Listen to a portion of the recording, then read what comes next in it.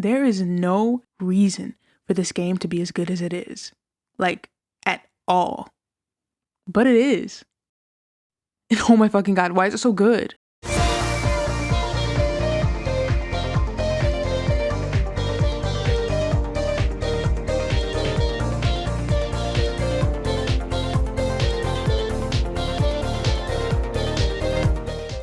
So one of the first things that I did after finishing Astro's Playroom was, of course, to curl up into a ball and cry because it was over. And then the second thing was obviously to look on YouTube to find videos talking about how awesome the game is. But to my surprise, I couldn't really find any. Except these two. These videos are so good and I wish someone liked them. And if you haven't seen them for whatever reason, you should totally check them out. And if there are more videos out there like this that I couldn't find for whatever reason, please let me know in the comments. I couldn't really find any, and if I did, they were typically an IGN type breakdown review of the game, instead of the video game essay vibe that I was looking for. After I finish playing a game like this, the last thing I want to watch is some clinical breakdown of it. I want to listen to some passionate rando rant about every little thing that just fucking blew their mind, or at least made them smile or whatever, you know? This game is cute as hell. Like, are you seeing this right now?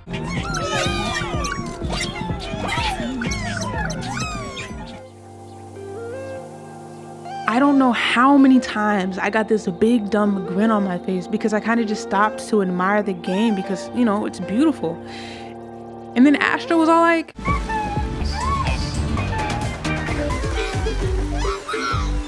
bro, how in the hell am I not supposed to fall in love with this game? How, Sway? Take a few steps back to go.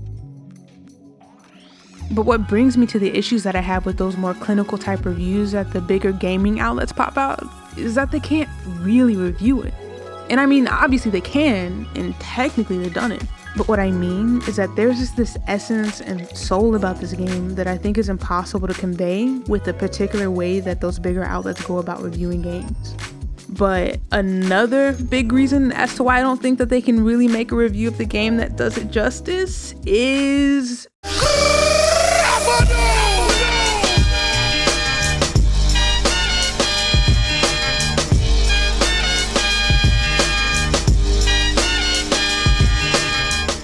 And I know that this is gonna sound so corny, but hear me out.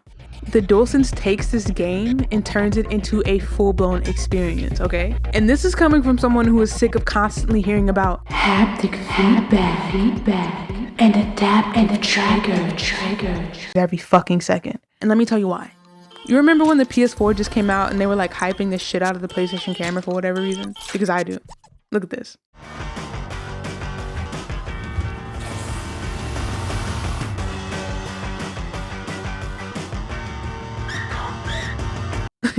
Like, bro, what? In reality, the only reason anybody needs a PlayStation camera is for VR. I guess you could use it to play Just Dance too, but like they have an option to use your phone as a controller now, and the same thing with 2K face scan. Like you used to need to do this whole thing with the camera and scanning your face in, but you can just do it with your phone now. And I say all of this because when a company is in the midst of a console launch, they're basically just doing everything in their power to convince you that you should buy their new thing right now. Like how, you know, Microsoft swore that Kinect is the future. And how it's, you know, dead. But pretty much every company does this to some degree. Just hyping up everything about their console and everything that comes with it to make you just really feel like you should buy it or whatever. Even though whenever a new console launches, they never have any games. So when Sony was trying to sell me by telling me how amazing and immersive their new controller was, I was like... Okay. In reality, all they had to say was that the PlayStation 5 doesn't sound like a fucking jet engine. But when I tell you that I was wrong, I mean that. Baby, I was wrong.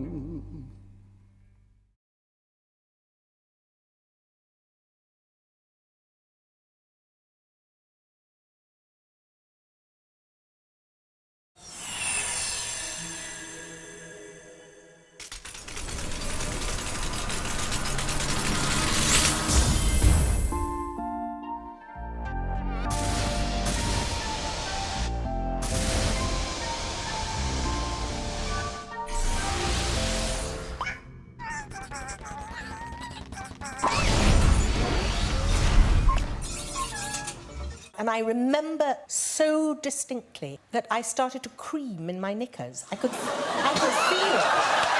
That is true. You know what I mean? I know exactly what you mean. I honestly don't even know how I'm alive right now because swear to God, this controller was blowing my mind like every 3 seconds. In one section of the game, it starts to rain out of nowhere and you can like feel the rain droplets. And on my first playthrough, I was like, whoa. So after I finally picked my drop off the floor, I progressed a bit. And for some odd reason, the rain felt like harder. And I don't know how to explain it, but I just assumed that the devs miscalibrated or something for the section. So whatever, I took care of the enemies that I had, then kind of stopped for a bit because it like bothered me. I was trying to think of a reason as to why the controller's rain felt weird all of a sudden. And then just like staring at the screen after looking at my controller like that was gonna fix anything, I noticed something. The rain didn't feel hard because the calibration was off. The rain felt hard because the rain was hail.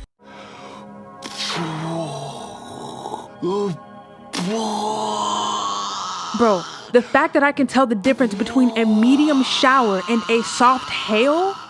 What? Dude, like that Lipstick in my Valentino. So when you're in the PlayStation Labo area with all the goodies, you can just like run around hitting stuff. And they honestly made it so fun to just hit stuff and interact with everything, right? So I hit the PS3. And when I hit the PS3, this happened.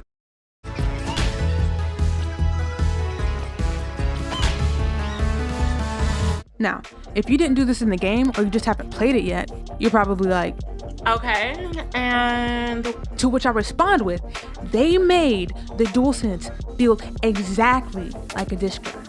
And when I say exactly like a disk drive, I don't mean really similar to the way that it feels to put in a DVD. No. I mean exactly like a disk drive. Bro, how did they make the controller feel exactly like it? And don't even get me started on this. Oh my God, like I'm not even gonna try to describe what this feels like because I'm gonna sound completely insane. And that's not even the tip of the iceberg with this game.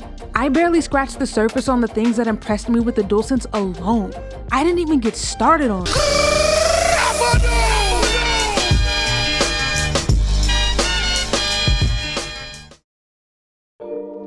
Everything. Everything I did, everywhere I went, everywhere I looked, everything I heard just left me in awe. From the cute bots just doing their things all throughout the world, to all of the tiny little details you'll miss if you don't pay attention. Is that a PlayStation 1 cloud? Oh my God, the platforms are triggered from the DualShock 4. And I didn't even realize that the game took place in the PlayStation 5 till like my 3rd playthrough. The amount of little details that they put in here is insane. They didn't need to give Astro dope-ass dance moves, but they did. They didn't need to make this guy clean the glass when you use your lasers, but they did. And they didn't need to make all these little things like wave at you and be like, hi, but they did. The music is so dope, the controls and platforming is super clean and tight, and the Easter eggs are hanging around every single corner. But most importantly, this game is nothing but happiness, rainbows, and fucking sunshine. And it's so refreshing because the past couple of games that I've played, let's just say have not been a bundle of happiness, rainbows, and sunshine.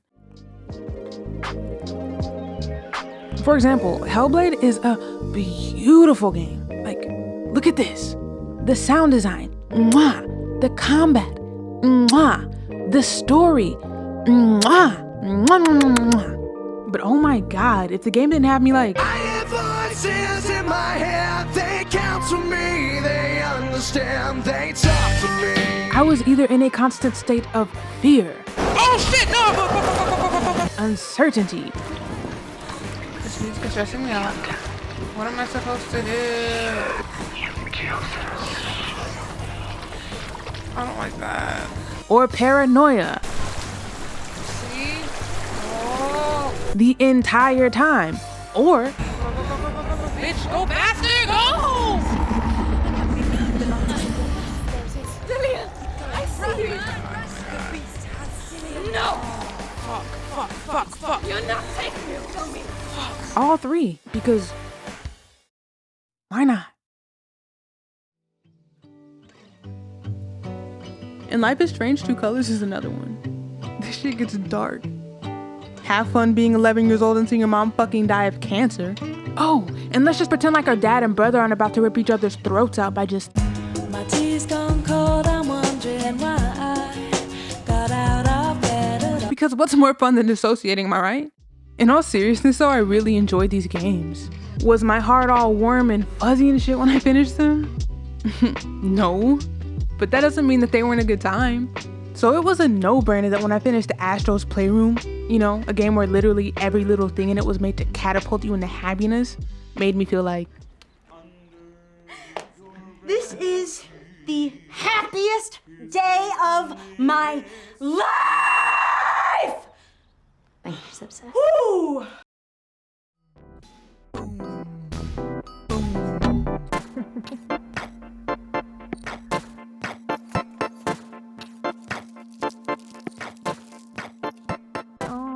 What made this game as amazing as it was to me is that it brought back this childlike sense of wonder and amazement that I thought was gone. When I was a kid, everything about video games impressed me. Everything.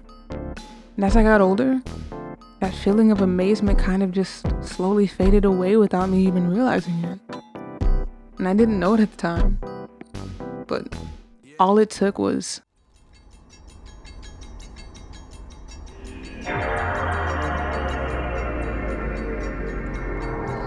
to bring it all back.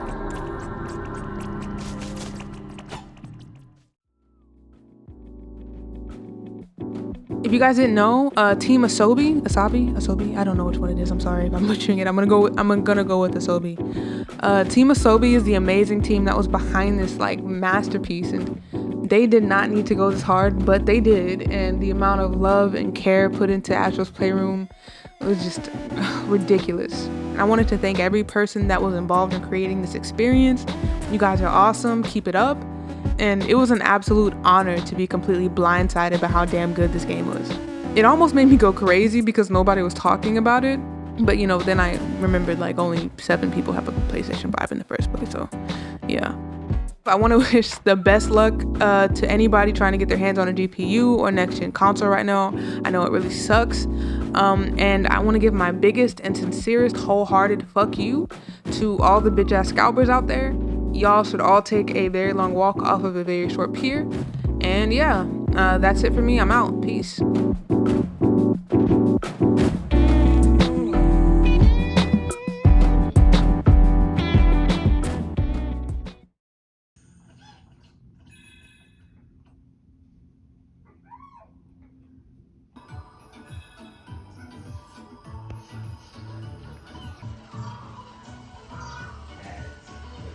Like the control. Yeah, it's crazy. It feels like you're like actually doing it. How much does one of these cost?